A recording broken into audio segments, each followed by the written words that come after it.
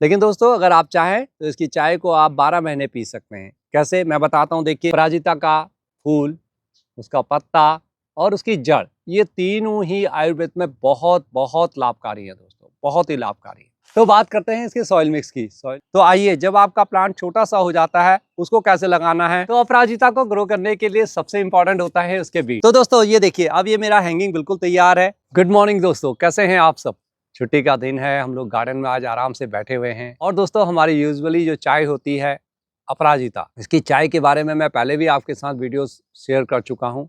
दोस्तों ये चाय जो पी रहा हूँ मैं, ये अब जो है अप्रैल का महीना आ गया है और अब हमारे फ्लावर खिलने शुरू हो गए हैं। लेकिन अगर आप नॉर्थ इंडिया में रहते हैं या ऐसी जगह रहते हैं जहाँ पर टेम्परेचर थोड़ा सा नीचे आ जाता है विंटर के दौरान, जैसे आपका मैक्सिमम 20 हो गया और मिनिमम जो है 10, 12, 9, 8 के आसपास आता है, तो फिर ये अपराजिता थोड़ा सा डोमेंसी की तरफ चले जाता है।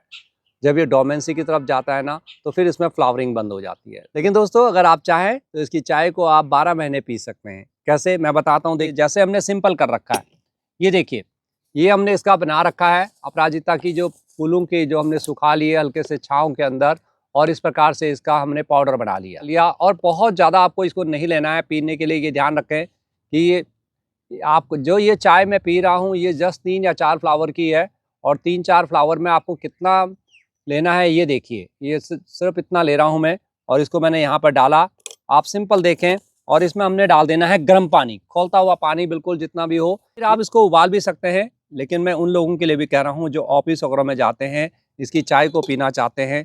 तो देखिए, थोड़ी देर इसको ऐसे ही छोड़ दीजिए, हिला दीजिए, और थोड़ी देर बाद आप देखेंगे तो ये अपने चाय के असर पर आ जाएगी। ये देखिए, धीरे धीरे धीरे इसका रंग बिल्कुल ब्लू होने लगेगा। और यही हमारी कहलाती है ब्लू टी, जो हमारी बहुत बहुत गुणों से भरपूर होती है। इसको अगर हम 5 से 7 मिनट छोड़ देंगे तो और इसका कलर थोड़ा सा डार्क हो जाएगा। दोस्तों आपको ये भी चेक कर लेना है कि ये चाय आपको सूट करती है नहीं करती, इसलिए 2 पत्तियों से, 2 फूलों से इसको स्टार्ट करें, या जितना पाउडर अभी मैंने बताया है उससे इसको स्टार्ट करें। आप धीरे धीरे धीरे अपनी रूटीन में आते हुए अगर इसकी 1 से 2 चाय पिएंगे ना, तो आपके हेल्थ के बहुत बेनिफिट्स होते हैं। अपराजिता दोस्तों, जैसा इसका नाम बता रहा है कि ये कभी पराजित न होने वाला प्लांट है। माँ दुर्गा को ये बहुत पसंद है, और माँ दुर्गा का ही नाम इसमें आता है अपराजिता, जिनको हम जो कभी पराजित नहीं होती थी। अभी अपराजिता के बहुत सारे फूल मैं तोड़ के ले जाता हूँ और अपने भगवानों के चरणों में दे देता हूँ। और शाम को उन फूलों को हटा लेता हूँ, उनको थोड़ा सा धो लिया और पानी में भिगो के सुबह उसका पानी आप पी सकते हैं। ये बेस्ट चीज़ है जो आप ईजिली कर सकते हैं, जो बहुत अल्कालाइन भी होता है और उसके सारे गुण भी उसके अंदर आ जाते हैं। अब आपको चाय पीने की ज़रूरत भी नहीं है। सुबह उठे खाली पेट और उस पानी को आपने पी लिया। अगर आप उसमें ऐड करना चाहें कुछ नीम के पत्ते, कुछ कड़ी पत्ता, पुदीना, हरा धनिया या तुलसी के पत्ते, ये सब चीज़ें भी आप उसमें ऐड कर सकते हैं। आपकी एक बहुत मेडिसिन वाली चाय बन जाती है। तो इसकी इन्फॉर्मेशन मैं आपको दे चुका हूँ। अब आते हैं हम इसके दूसरे लाभ पर। देखिए, अपराजिता का फूल, उसका पत्ता और उसकी जड़, ये तीनों ही आयुर्वेद में बहुत बहुत लाभकारी है दोस्तों, बहुत ही लाभकारी है। जड़ की बात करें तो अगर आप कई बार क्या होता है कि बहुत सारी ऐसी बीमारियां हो जाती हैं जो दूर नहीं होती हैं।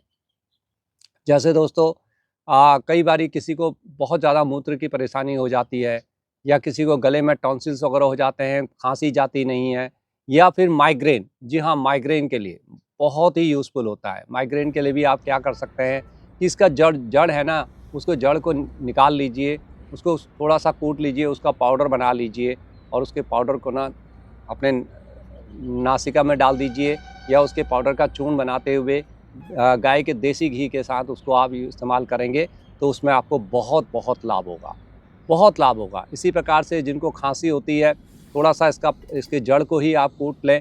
जिनकी काली खांस, बिल्कुल एकदम खांसी जाती नहीं है, बहुत सारी दवाइयाँ आपने ले ली हैं, तो आप इसको ज़रूर ट्राई करना कि इसके जड़ को निकाल लें। जड़ बहुत पतली होती है, बहुत ज़्यादा नहीं होती है, बहुत ज़्यादा जड़ नहीं मिलेगी इसमें आपको।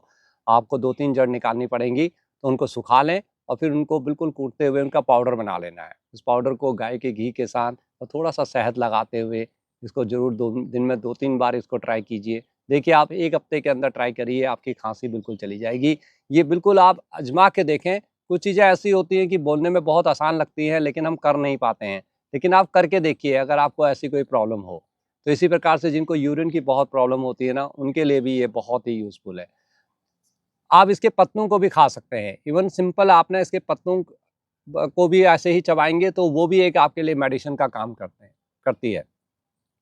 दोस्तों डायबिटिक है आपको, तो डायबिटिक है तो ये चाय जो मैं आपको बता रहा हूँ ये बहुत ही यूज़फुल है आपके लिए। आप थोड़ा सा डिटेल में इसको सर्च करेंगे तो आपको इसके बारे में बहुत सारी इन्फॉर्मेशन मिलेंगी। तो इसका कलर भी वैसे ही आ चुका है जिस चाय को मैं पी रहा था। देखिए दोनों के अंदर कोई भी अब फ़र्क नहीं है। तो इस प्रकार से आप इजीली इसको विंटर के अंदर भी इस्तेमाल कर सकते हैं। तो आइए इस पौधे के बारे में हम पूरी इन्फॉर्मेशन लेते हैं। दोस्तों आप देख रहे हैं मेरे ये फूल कितने भर भर के आते हैं। तो दोस्तों अपराजिता को हम क्लिटोरिया टर्निटिया के नाम से भी पुकारते हैं। बटरफ्लाई पीस को हम कहते हैं, बटरफ्लाई बीन भी इसको बोला जाता है। हिंदी में इसको कोयला और अपराजिता भी बोलते हैं। शंखपुष्पी इसका संस्कृत का नाम है दोस्तों। और भी बहुत सारे नाम हैं इसके। मेरे को मराठी में किसी ने बताया था कि इसका गोकर्णा नाम है और विष्णुकांता भी शायद इसको बोला जाता है। आपके एरिया में और क्या क्या बोलते हैं ज़रूर मेरे को कमेंट में बताना। तो देखिए हमारे इतने सारे फूल खिलते हैं। तो आइए अब आगे बढ़ते हैं। इस प्लांट के बारे में मैं अब आपको बताऊंगा कि इसकी सॉइल मिक्स कैसे होनी चाहिए, कैसे लगाना है, कैसे इसको आपने प्रोपोगेट करना है, सारी कंप्लीट इन्फॉर्मेशन हम लेते हैं। तो आइए बढ़ते हैं आगे। मैं हरीश जोशी आपका स्वागत करता हूं अपने रूफटॉप ऑर्गेनिक गार्डन में। दोस्तों वीडियो अगर पसंद आएगी ना तो ज़रूर लाइक करना और अपने दोस्तों को भी, अपने रिश्तेदारों को, सबको इसको फॉरवर्ड करना है। और आपको कहीं भी नर्सरी के अंदर इसका पौधा मिलता है तो ज़रूर लाइए। अगर आपको कहीं से इसको बीज मिलते हैं तो कहीं जरूर लगाइए। तो अपराजिता को ग्रो करने के लिए सबसे इंपॉर्टेंट होता है उसके बीज। ये देखिए इस प्रकार से इसकी फलियां निकलती हैं। आप सब इसको शायद हो सकता है जानते हो, जो ना जानते हो मैं उनको बता रहा हूँ। इस प्रकार के इसके छोटे छोटे ये बीज आते हैं, थोड़ा सा ये हार्ड होते हैं। आप इनको इजीली लगा सकते हैं। इसको लगाने के लिए आप किसी भी, आप अपनी सॉइल मिक्स बना लीजिए, छोटे छोटे कप के अंदर इनको तैयार कर लीजिए अलग अलग प्लांट के अंदर। बहुत आसान है इसको लगाना। इसके लिए कोई आपको कोकोपीट खरीदने की आवश्यकता नहीं है, कुछ भी लगाने की जरूरत नहीं है। अपने गार्डन की साधारण मिट्टी लें, इसको थोड़ा सा भिगो लें। इन सीड्स को ओवरनाइट भिगो लीजिए। और देखिए कोई भी मेरा बड़ा प्लांट होता है तो मैं इसको यहाँ हल्का सा इस प्रकार से करता हूँ और इसको दबा यहाँ पर रखा, देखिए जैसे ये, और फिर यहाँ पर ऐसे 5-6 बीज इसी प्रकार से मैं इसको लगा लेता हूँ। कुछ भी अलग से करने की मेहनत नहीं है। और उसको दबा दिया मिट्टी से आपने, ऊपर से इसको बंद कर दें। थोड़े दिनों बाद आप देखेंगे कि आपके यहाँ धीरे धीरे यहाँ पर प्लांट आ जाते हैं। देखिए ये भी मेरा अलामांडा का प्लांट है, ये भी अलामांडा का। ये देखिए यहाँ पर साइड्स में हो रहे हैं ना, ये देखिए यहाँ पर एक हो रहा है, यहाँ पर एक हो रहा है। इसी प्रकार से ये अपने आप होते रहते हैं। यहाँ पर मैं इनकी मल्चिंग कर देता हूँ तो इनको इजीली आप ग्रो कर सकते हैं अगर आपको सीड्स मिलते हैं। दोस्तों वाइट और ब्लू 2 कलर में आता है, दोनों ही बेनिफिशियल है, लेकिन मैं कहूँगा कि आपसे ब्लू वाला ज़्यादा बेनिफिशियल होता है। तो आइए इसके लिए और कैसे हम इसको प्रोपोगेट कर सकते हैं। देखिए क्योंकि मैं बहुत सारे अपने गार्डन के अंदर, मेरे जितने भी बड़े प्लांट है ना, आपको हर एक के साथ मेरा एक अपराजिता का प्लांट मिल जाएगा। तो देखिए इसको अगर आप कटिंग से भी ग्रो करना चाहते हैं तो यहाँ से इसको जैसे इतनी बारीक सी, इससे ज़्यादा मोटी इसकी टहनी नहीं आएगी। इसको यहाँ से काट लें, इनको हटा दीजिए। 6-8 इंची की इस प्रकार की कटिंग को ले लें और इनको छाया के अंदर किसी भी बड़े प्लांट के साथ साइड में लगा दीजिए। 20 से 25 दिन के अंदर आप देखेंगे धीरे धीरे उसमें फुटाव आना शुरू हो जाएगा, यानी कि उसमें रूट्स बननी शुरू हो जाएगी। लगभग बराबर ही समय लेता है, लेकिन जो कटिंग से आप प्रोपोगेट करते हैं वो जल्दी हो जाता है। क्योंकि इसको आप करेंगे तो ये भी 20-25 दिन के अंदर, 15 दिन के अंदर इसमें फुटाव आता है और धीरे धीरे प्लांट बड़ा होने में बहुत समय लगाता है। लेकिन ये यहाँ पर क्या होगा, जब एक बार आपका 20-25 दिन में फुटाव आ गया तो फिर आपका प्लांट एकदम तेजी से बढ़ेगा और अच्छे फूल आएंगे, बड़े फूल आएंगे अगर आप कटिंग से लगाते हैं तो। लेकिन कटिंग से लगाने का बेस्ट जो मंथ होते हैं वो फरवरी और मार्च होता है दोस्तों, या फिर आपका बरसात के दिनों में जुलाई और अगस्त के अंदर इसको इजीली आप प्रोपोगेट कर सकते हैं। और हाँ, जुलाई और अगस्त के अंदर ना ध्यान आया, उस टाइम पर दोस्तों इसके फ्लावर्स बहुत बड़े बड़े आते हैं। इवन मार्च के अंदर अगर आपके फ्लावर स्टार्ट हो जाते हैं, जैसे मेरे मार्च एंड में स्टार्ट हो गए थे, तो इसके फ्लावर बहुत चमकदार आते हैं और अप्रैल में भी बहुत अच्छे आते हैं। लेकिन मई जून के अंदर जब बहुत तेज गर्मी होती है तब इसके फ्लावर्स आपको छोटे छोटे मिलेंगे। ये देखिए अब ये मॉर्निंग का वक्त है, ये देखिए आप इतने सुंदर सुंदर फ्लावर मेरे हो रखे हैं। अब ये मैंने जैसे अभी आपको बताया, ये देखिए मेरे चंपा का प्लांट है और नीचे मैंने इसमें इस प्रकार से ये प्लांट ये लगा रखा है। तो इसमें मेरे को बहुत सारे फ्लावर ऐसे मिलते रहते हैं जिनको मैं आजकल चढ़ाने के लिए ले जाता हूँ। सिंपल है दोस्तों, अगर आप कुछ फूल छूट जाते हैं तो ये फूल को बेकार न जाने दें। देखिए इन फूलों को आप हटा लीजिए इस प्रकार से। इनको ऐसे हटाएंगे तो इससे क्या होगा कि इसके आप चाय पी सकते हैं। इसको घर में भिगो के रख दीजिए, इसका पानी पी लीजिए। बहुत ज़्यादा पानी नहीं कि सारे दिन भर में आपको इसका पानी पीना है, 2 से 2 बार बहुत है, सुबह शाम।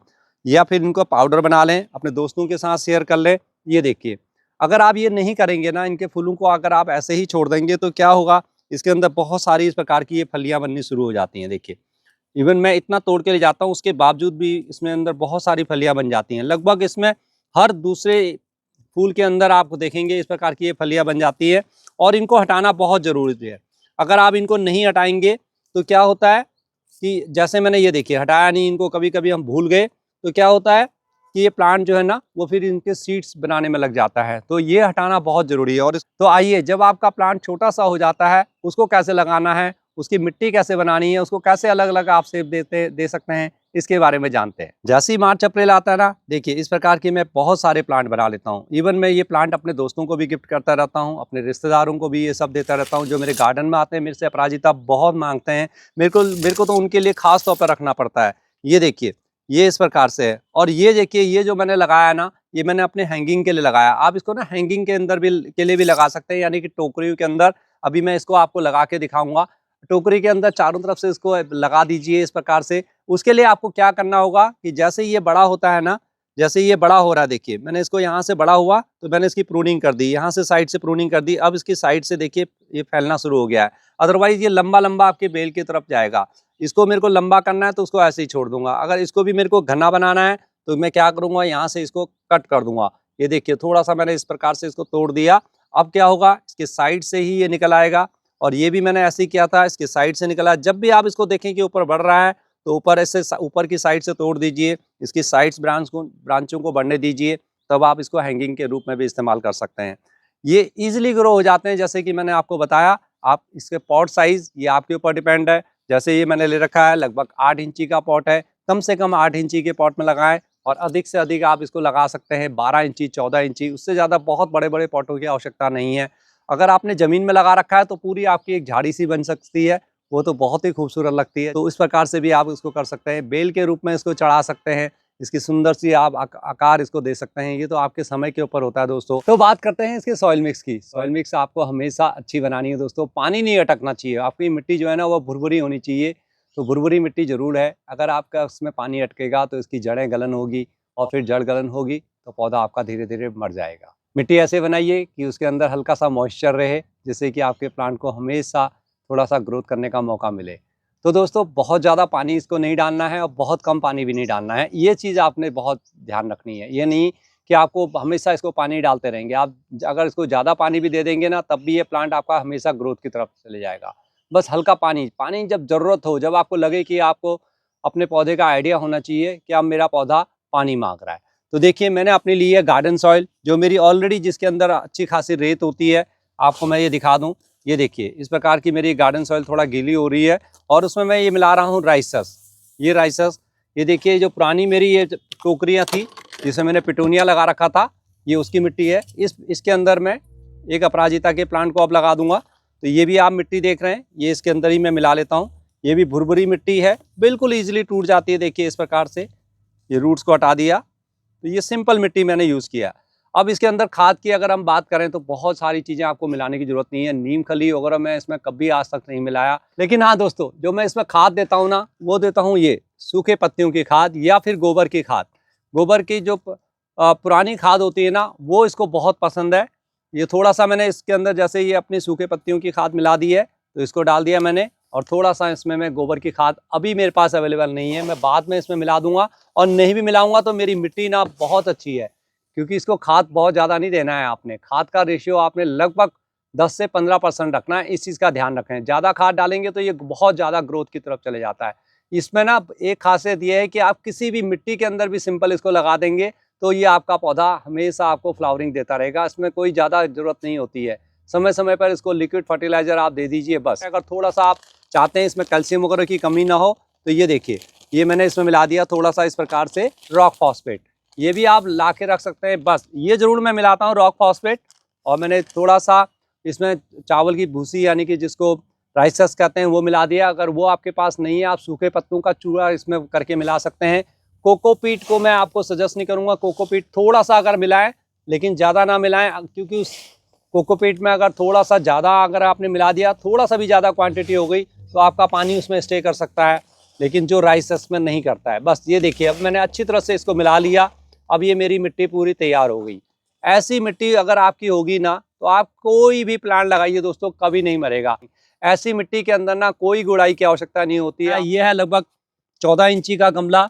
इसके अंदर जो है ना, इस 14 इंची के अंदर मैं बताऊं आपको क्यों लगा रहा हूं, अभी आपको दिखाता हूं। इसको लगाने का खास एक मकसद है कि इसको मैं एक इस प्रकार की शेप देना चाहता हूं, जहां पर मैं 2 प्लांट लगाऊंगा और दोनों इधर से उधर जाते हुए एक ऊंचाई पर इस प्रकार से जाएंगे। बहुत सुंदर एक इसका टोपरी जैसी बनेगी। तो पहले मैं इसमें मिट्टी भर लेता हूँ। इसको मैंने निकाला, कट करते हुए दूसरी जगह से मैं निकाल के लाया हूँ। अभी अपने हल्के से इस प्रकार से यहाँ पर डाला और इसको साइड में इस प्रकार रख दिया। बहुत आसान है इसको निकालना। आपके सामने मैं एक और प्लांट निकालता हूँ, देखिए ये वाले साइड में। ये देखिए, आपको इस प्रकार से आराम से लाना है, ज़्यादा डिस्टर्ब नहीं करना है इसको। हल्के से हाथ से इस प्रकार से कर ले। अगर इसकी थोड़ा सा मिट्टी हट भी जाती है दोस्तों, कोई चिंता की बात नहीं है, आराम से ईजिली ये हो जाता है। ये साइड में मैंने रख लिया। अब आप देख रहे हैं, इसको मैं रखने के बाद 1-2 दिन 2-3 दिन इसको छाया में ही रखूँगा। अब ये सिंपल मैंने रख लिए, बस 2 प्लांट इसमें बहुत हैं। अब देखेंगे इसमें बहुत शानदार रिजल्ट आएंगे। अब देखिए मैं क्या कर रखा है, ये एक बांस की डंडी है जो मेरी इस प्रकार से है और इसको मैंने साइड से नीचे इस प्रकार से यहाँ से डाल दिया। थोड़ा सा अभी ये शेप बिगड़ रहा है, इसको मैं यहाँ सपोर्ट देते हुए इस प्रकार से किसी चीज़ से इसको बाद में सीधा कर लेंगे हम। अभी आपको बहुत ऑर्डिनरी लग रहा है ये, लेकिन ये धीरे धीरे जब ये यहाँ पर एज ए बेल इसमें आएगा, यहाँ पर मैंने इसकी प्रूनिंग नहीं की हुई है, आप देख रहे हैं। दूसरे प्लांट की मैंने ऊपर से कट करा था क्योंकि इसको मैं चाहता हूँ एक बेल के रूप में। तो ये दोनों प्लांट धीरे धीरे ऐसे आते रहेंगे और जब तक ये ऊपर आएंगे ना, तब तक इसमें फिर साइड से जब ऊपर तक यहाँ पहुँच जाएंगे, फिर मैं इनकी टिप्स को तोड़ दूंगा और फिर इसकी साइड ब्रांचें भी आ जाएंगी और ये पूरा फ्लावर से भर जाएगा। उसकी भी वीडियो दोस्तों मैं आपके साथ बाद में शेयर करूंगा।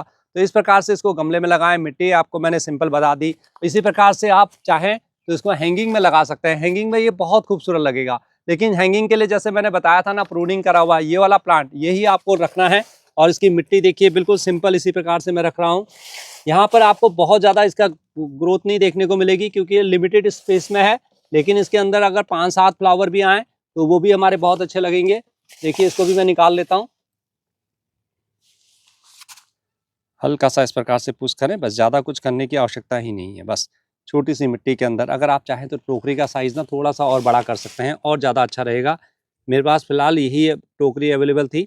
ये जूट वाली है जिसमें पानी बहुत जल्दी निकल जाता है, इसलिए मैंने इसके अंदर कपड़ा भी डाल दिया है। तो दोस्तों ये देखिए, अब ये मेरा हैंगिंग बिल्कुल तैयार है। इसको आप ईजिली लगा सकते हैं। अब आपको इसको थोड़ा समय समय पर फर्टिलाइज़ करना होगा। इसको हर 15 दिन में कोई भी लिक्विड फर्टिलाइज़र दीजिए, बेस्ट रहेगा। उपले का पानी जो गर्मियों में बहुत ईजिली इसमें चलेगा। और साथ में आप दीजिए इसको केले के छिलकों का भिगा हुआ जो आपका लिक्विड फर्टिलाइज़र होता है पोटाश के रूप में। ये 2 फर्टिलाइज़र हर 15 दिन में रिपीट करते रहिए, यानी कि 1 फर्टिलाइज़र महीने में 1 बार यूज़ होगा। फिर आप देखिए आपके इसके अंदर कैसे फ्लावर नहीं आते हैं। सबसे बड़ी रिक्वायरमेंट जो होती है किसी भी प्लांट में अगर आप फ्लावरिंग चाहते हैं ना, वो होती है धूप की। ये श्योर करें कि उसमें कम से कम 5 से 4 से 6 घंटे 7 घंटे की धूप इनको मिलती हो। बहुत तेज़ दोपहर की धूप को भी ये सहन कर लेते हैं, लेकिन अवॉइड करें कि बहुत ज़्यादा जब गर्मी होती है तब इनको थोड़ा सा हल्का ऐसी जगह रखें जहाँ पर इनको 3-4 घंटे की ही सिर्फ हमें धूप मिलती हो। तो आपके प्लांट में हमेशा फ्लावर आएंगे। कोई पेस्ट अटैक इसमें ज़्यादातर नहीं होता है, लेकिन हाँ कभी कभी हल्का हल्का आप देखेंगे कि इसके पत्तियों के अंदर ना माइट्स का थोड़ा थोड़ा अटैक कई बारी हो जाता है। तो नीम ऑयल का इस्तेमाल आप करें। नीम ऑयल अगर आप बाज़ार से नहीं लाना चाहते हैं तो सिंपल है, नीम के पत्ते लाइए, उनको थोड़ा सा पीस लीजिए, उनका लिक्विड फर्टिलाइज़र बनाइए और इसके अंदर स्प्रे कर दीजिए शाम के वक्त। 10 दिन 15 दिन में एक बार कर दें, हाथ से स्प्रे कर दें, कोई दिक्कत नहीं है। आपका ये प्लांट बिल्कुल हेल्दी रहेगा। तो दोस्तों इन 2 खादों के अलावा अगर आप कभी कभी देना चाहें तो इसको महीने 2 महीने में 1-2 बार ही कभी कभी दीजिए। सीवीड का कोई भी सीवीड अगर आपके पास हो, जो भी आपके पास अवेलेबल है, ये माइक्रोन्यूट्रिएंट्स का काम करता है। इससे ना फूल बहुत चमकदार बनते हैं, बहुत बड़े बड़े साइज जैसे अभी आपने मेरे देखा ना, वो फूलों का साइज आएगा। अंदर ये तो एक जंगली प्लांट है लेकिन नाम है अपराजिता। तो फिर दोस्तों सारी इन्फॉर्मेशन मैंने आपको देने की इसकी कोशिश करी है। आपको अगर ये इन्फॉर्मेशन पसंद आई हो तो वीडियो को लाइक करना, अपने दोस्तों के साथ भी शेयर करिए। जैसे कि मैंने बताया, आप चाय पीना स्टार्ट कीजिए और अपने रिश्तेदारों को, अपने दोस्तों को भी चाय पिलाइए और उनको भी बोलिए कि अपने दूसरे लोगों को इस वीडियो को फॉरवर्ड करें जिससे कि उनको भी मदद मिल सके। अगर आपको डायबिटीज़ है तो ज़रूर लीजिए। अगर आपको माइग्रेन है तो इसके जड़ों का इस्तेमाल करिए। पेट में अगर हमें इन्फेक्शन होता है तो उसके पत्ते पीस लें, उसका थोड़ा सा पानी बनाते हुए उसको ले लीजिए, उसको दिन में 2 बार लें। लेकिन कभी कभी अपने आयुर्वेदिक डॉक्टर या दूसरे डॉक्टर से भी सजेशन ले लेना अगर आपको सूट नहीं कर रहा है तो। मिलता हूँ किसी और वीडियो में, तब तक के लिए नमस्कार। हैप्पी गार्डनिंग दोस्तों।